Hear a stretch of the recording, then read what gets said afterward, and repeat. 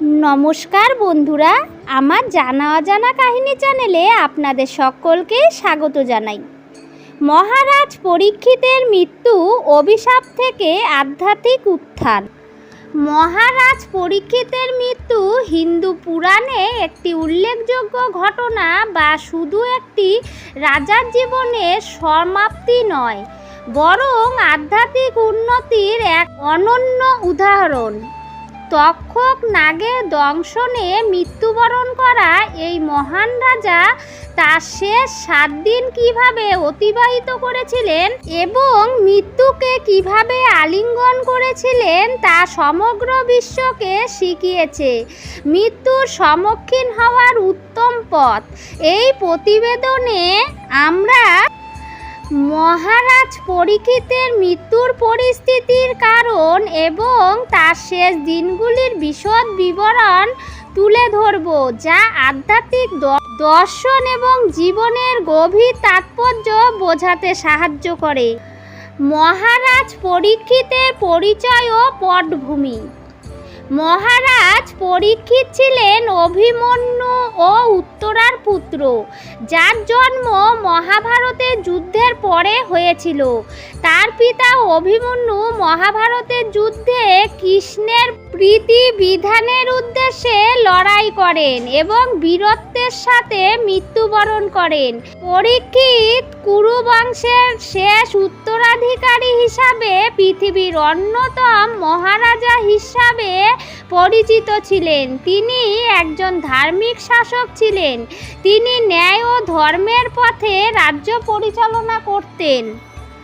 মহারাজ পরীক্ষিতের জীবন ও রাজত্ব নিয়ে অনেক কাহিনী রয়েছে, কিন্তু তার মৃত্যুর ঘটনা বিশেষভাবে উল্লেখযোগ্য।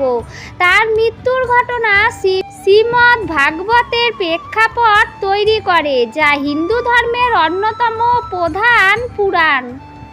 এই পুরাণের প্রথম কয়েকটি অধ্যায়ে মহারাজ পরীক্ষিতের মৃত্যুর বিষয়ে বিস্তারিত বর্ণনা পাওয়া যায়। সিঙ্গি ঋষির শাপের কারণ ও পরিস্থিতি। একদিন রাজা পরীক্ষিত শিকার করতে গিয়ে পথ হারিয়ে ফেলেন এবং ক্ষুধা তৃষ্ণায় কাতর হয়ে পড়েন। তিনি এক ঋষির আশ্রমে পৌঁছান, যেখানে দেখেন সমীর ঋষি ধ্যানে মগ্ন আছেন। রাজা ঋষিকে জল চাইলেও তিনি কোনো উত্তর দেননি, কারণ তিনি গভীর সমাধিতে ছিলেন। এতে ক্ষুব্ধ হয়ে রাজা পরীক্ষিত একটি মৃত সাপ ঋষির গলায় ঝুলিয়ে দিয়ে তার অসম্মান করেন। এটি ছিল তার জীবনের একটি সামান্য ভুল, যা তার মৃত্যুর কারণ হয়ে দাঁড়ায়। ঋষির পুত্র সিঙ্গি, যিনি তখন একজন কিশোর ছিলেন, যখন শুনলেন তার পিতার অপমান করা হয়েছে, তখন রাগে অন্ধ হয়ে পরীক্ষিতকে অভিশাপ দেন যে 7 দিনের মধ্যে তক্ষক নাগের দংশনে তার মৃত্যু হবে। পরবর্তীতে সমীর ঋষি যখন সমাধি থেকে ফিরে এসে পুত্রের কর্ম সম্পর্কে জানলেন, তখন তিনি দুঃখ প্রকাশ করলেন, কিন্তু ঋষি পুত্রের দেওয়া অভিশাপ প্রত্যাহার করতে পারেননি।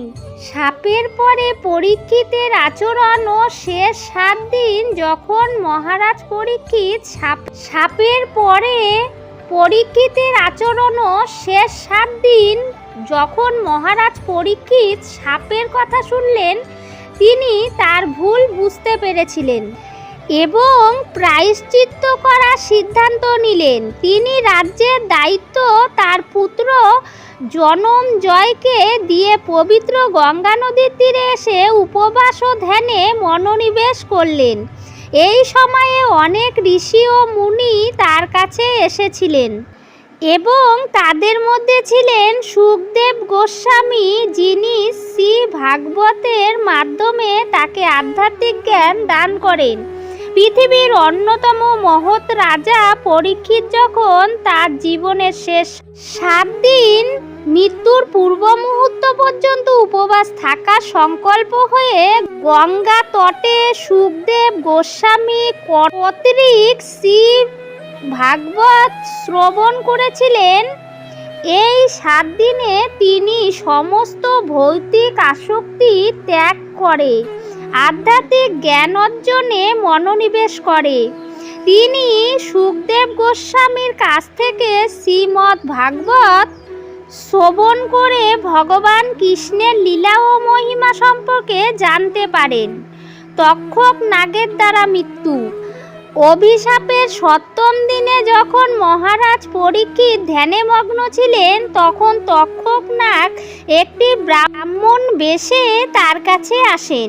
সেই সময় পরীক্ষিত আধ্যাত্মিক চেতনার ইতিমধ্যেই এত উন্নত হয়ে গিয়েছিলেন যে তিনি জাগ্রত, স্বপ্ন, সুষুপ্তি অবস্থার অতীত তুরীয় পদে অবস্থান করেছিলেন। সেই মুনির ইন্দ্রিয়, প্রাণ, মন এবং বুদ্ধি সমস্তই জড় বিষয় থেকে প্রত্যাহিত হয়েছিল এবং তিনি জাগ্রত, স্বপ্ন ও সুষুপ্তি এই ত্রিবিধ অবস্থার অতীত তুরীয় পদপ্রাপ্ত হয়েছিলেন বলে তিনি ব্রহ্মভূত ও নির্বিকার ছিলেন। তক্ষক নাগ যখন পরীক্ষিতকে দংশন করেন তখন তার শারীরিক মৃত্যু হয়, কিন্তু আধ্যাত্মিকভাবে তিনি ইতিমধ্যেই ব্রহ্মভূত অবস্থায় পৌঁছে গিয়েছিলেন, যেখানে শারীরিক মৃত্যুর কোনো প্রভাব তার চেতনায় ছিল না।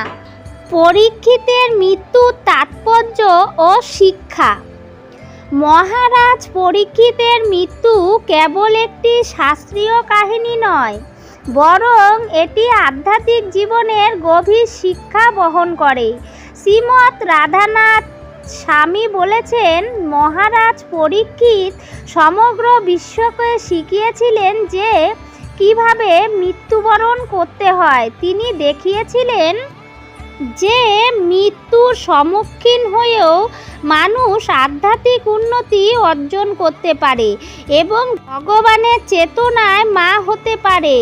মহারাজ পরীক্ষিতের মৃত্যু আমাদের শেখায় যে যখন তোমার সব কিছু কৃষ্ণকে সমর্পণ করবে, তখন কৃষ্ণ সব কিছুর যত্ন বিধান করবে। তার জীবনের শেষ 7 দিনে তিনি সমস্ত ভৌতিক আসক্তি ত্যাগ করে সম্পূর্ণভাবে কৃষ্ণ চেতনায় মগ্ন হয়েছিলেন, যা তাকে মৃত্যুর ভয় থেকে মুক্ত করেছিল। পরীক্ষিতের কাহিনী আমাদের এটাও শেখায় যে আমাদের কর্মের ফল আমাদের ভোগ করতে হয়। যদিও তিনি একজন মহান রাজা ছিলেন, তবুও একটি সামান্য ভুলের জন্য তাকে শাপ ভোগ করতে হয়েছিল। কিন্তু তার মহত্ব এই যে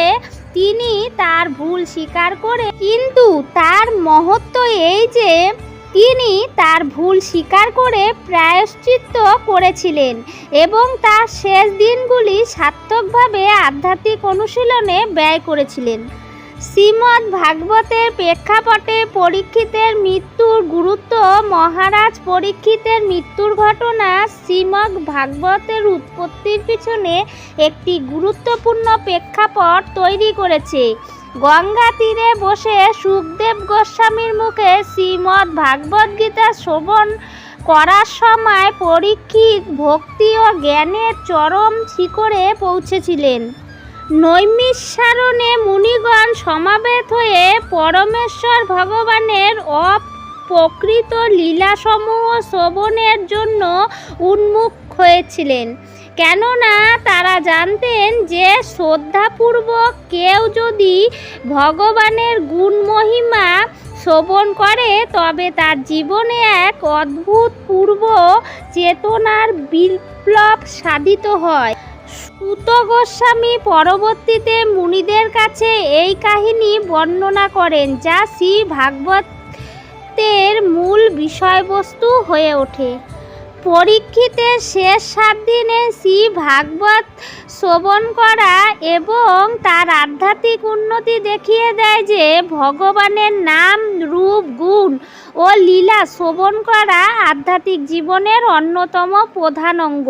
তার মৃত্যুর কাহিনী শ্রী ভাগবতের মাহাত্ম্য এবং ভক্তির শক্তি প্রদর্শন করে। মহারাজ পরীক্ষিতের মৃত্যুর কাহিনী হিন্দু ধর্মের একটি উল্লেখযোগ্য ঘটনা, যা আমাদের মৃত্যুকে ভয় না করে আধ্যাত্মিক জীবনে মনোনিবেশ করার শিক্ষা দেয়। তার শেষ দিনগুলি তাদের জীবনের সবচেয়ে মূল্যবান সময় হয়ে ওঠে, যেখানে তিনি সমস্ত ভৌতিক আসক্তি ত্যাগ করে ভগবান কৃষ্ণের চেতনায় একাত্ম হয়েছিলেন।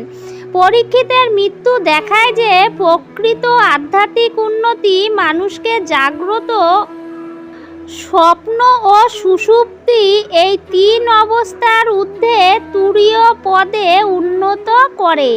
এখানে শারীরিক মৃত্যু কোনো আতঙ্কের বিষয় থাকে না। তিনি প্রমাণ করেছেন যে ভগবানের শরণাগত হয়ে মানুষ জীবনের সবচেয়ে কঠিন পরিস্থিতিতেও শান্তি ও আধ্যাত্মিক উন্নতি লাভ করতে পারে।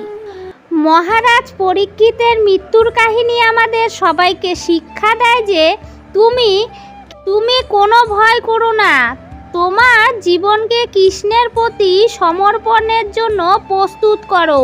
এই সমর্পণের মাধ্যমেই আমরা জীবনের চরম লক্ষ্য অর্জন করতে পারি। ভিডিওটি কেমন লাগলো বন্ধুরা? ভিডিওটি ভালো লাগলে লাইক কমেন্ট শেয়ার করে আমার চ্যানেলটিকে সাবস্ক্রাইব করে বেল বাটনটি অন করে রাখলেই আমি যখনই নিত্য নতুন ভিডিও আপলোড দেব আপনাদের কাছে খুব শীঘ্রই পৌঁছে যাবে। সবাই ভালো থাকবেন, সুস্থ থাকবেন। দেখা হবে অন্য কোনো ভিডিওর সাথে।